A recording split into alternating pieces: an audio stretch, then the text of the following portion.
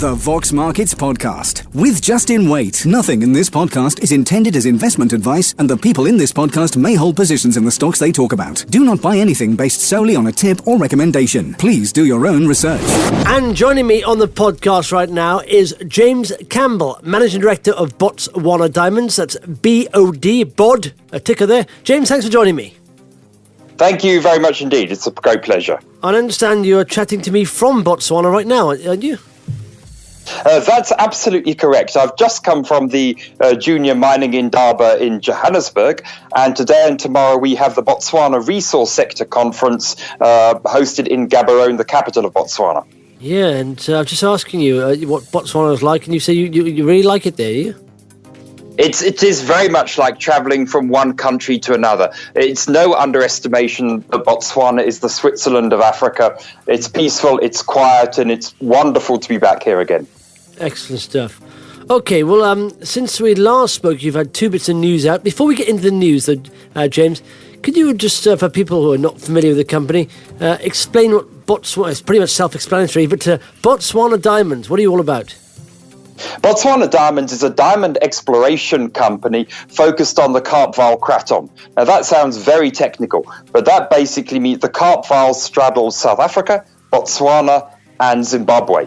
And we are involved in active diamond exploration projects in both Botswana and South Africa, and we've begun to have a toe in the water, for want of a better word, in Zimbabwe. Excellent. Well, let's go back to that bit of news there, because you've on the 1st of May there you signed a MOU with Vast Resources, and Andrew, the CEO, has been on here quite a few times on the podcast. So take us through this MOU with Vast you're doing, please. There are a couple of reasons behind this. The first one is that Vast's original company was a company called African Consolidated Resources, and they actually discovered the Morangi diamond fields. That company morphed into different companies, and the prior CEO to Vast, Roy Pitchford, basically set up a relationship between ourselves and Vast in terms of potential diamond exploration in Zimbabwe. Mm-hmm. Andrew Prelia, the new CEO of Vast, took that forward, and between us we have now signed an MOU where we'll work together to look at diamond exploration opportunities in Zimbabwe. Excellent stuff. Okay, and at the moment, what's happening there? Anything happening at the moment, or is it just signed and just working towards something? Well, obviously, one of the first steps when you start considering diamond exploration is to go through historical data and look at areas in which are prospective within the country. The second stage after that, and we're both busy with the first stage and the following second stage, is to try and identify if the prospecting licenses, or the EPOs as they are called in Zimbabwe, are available. And if they are, to look at how we can go about applying for them. If they are not, to possibly look at who currently does have them, and then maybe look at some form of commercial arrangement with them.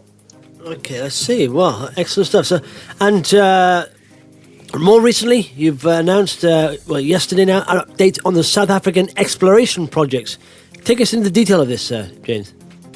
No, absolutely. In February of this year, when we did our last fundraising, we said we would do a number of things. The first thing that we said we would do would be to drill out the Ontefredon kimberlite, which had been identified during the course of last year.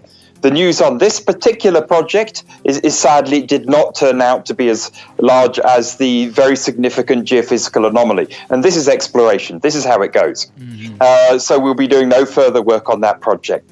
The second piece of work that we did, which again we said we would do in February, and we would announce actually in June as well, is on the technical economic study for Thorny River. Thorny River is our kimberlite dike and pipe project in the northern part of South Africa, and the strategy behind doing this particular project was to try and get some kind of understanding of the operating and capital cost environment and the potential commerciality of the project.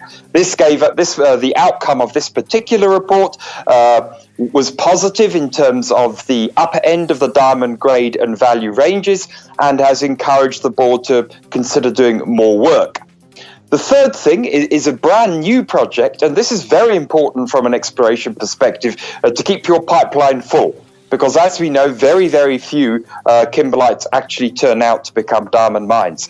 And this was the announcement that we awarded the Mooikloof kimberlite, which is not far away from the flagship Venetia mine in South Africa.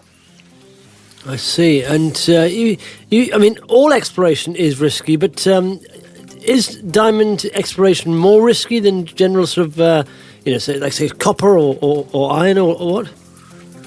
Well, look, I can only really speak authoritatively on diamonds, but if I just give you 3 quick numbers, it will give you a sense that it is risky, but equally the rewards are very good. Yeah. There are 6,000 kimberlites in the world. These are the host rock for diamonds, of which 600 contain diamonds, of which 60 have been or are diamond mines. So that gives you a sense that it's you have to have a large portfolio of projects to up your chances in terms of producing a commercial mine. So it's gone from 6,000 to 60, is that right? That's correct, yes. Wow, okay, that's very interesting. Excellent stuff. So, I mean, as far as, next sort of news milestones are concerned, James, what is it? Well, one of the next pieces of news will be on the mineral chemistry results of our Free State kimberlites in South Africa. We said at the beginning of the year that we were going to be taking samples for heavy mineral indicator on these kimberlites, and these would give us an indication of the diamond carrying capacity of these kimberlites or not. So it's essentially a stage in the exploration process to basically give us an indication as to whether we should drill or not.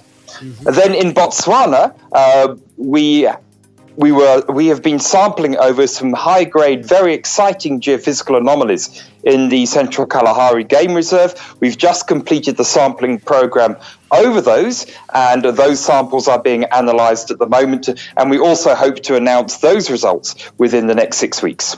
Excellent stuff. Okay, Jim, if someone's listening to you and likes the sound of what you're doing in the area in which you're exploring, and you are a sub 5 million market cap, so it doesn't take a lot to move the needle here, give them 3 quick reasons why they should hit that follow button on your page and add you to their watch list, please. Well, the first reason is we have a team with a successful track record. The predecessor to Botswana Diamonds was an African Diamonds, and that gave a 25 times return to the original shareholders. The second one is we are spanning all 3 countries on what we believe is the most prospective area in the world, the Kaapvaal Kraton, being Zimbabwe, South Africa and Botswana.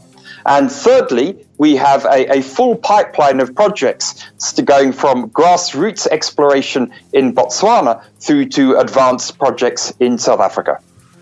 Excellent stuff, James. It's good to chat to you, and you've got a lot going on for a small cap there, so hopefully we'll be chatting again in the not too distant future. Thank you very much. No, thank you, Justin. I look forward to it. The Vox Markets Podcast with Justin Waite. Nothing in this podcast is intended as investment advice, and the people in this podcast may hold positions in the stocks they talk about. Do not buy anything based solely on a tip or recommendation. Please do your own research.